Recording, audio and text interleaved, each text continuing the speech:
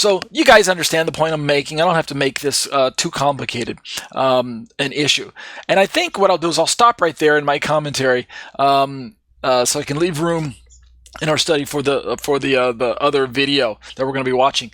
So we'll keep working our way down through this Holy Spirit study, but in the end, I think you guys are catching the gist of this as we challenge ourselves with what the Bible has to say.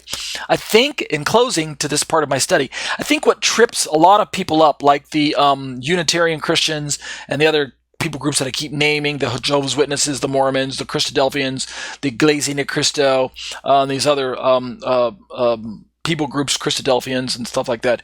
And if you've never heard of all those groups, just do a Google search for Unitarian Christians or non-Trinitarian Christian groups, and you'll see who I'm talking about. I think what trips most of them up when they're reading through the Bible is that they don't see the larger picture. It's like the whole example of getting lost in the forest for the trees, right? You can't see the forest for the trees. You're right in the middle of a forest, and because you're up close and personal with a tree one-on-one, you can't see the rest of the forest. You can't get that snapshot view or the elevated view that you could get if you were in a helicopter or an airplane at higher altitude. You need to kind of zoom out if you're using the Google Maps example all over again.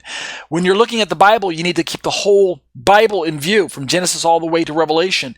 And when we're talking about examining God, we have to take into account all of the places where the qualities and character traits of God are being described or being examined. And that's why we cannot describe the Holy Spirit as an it. Yeshua described the Holy Spirit using personal pronouns. We looked at that last week.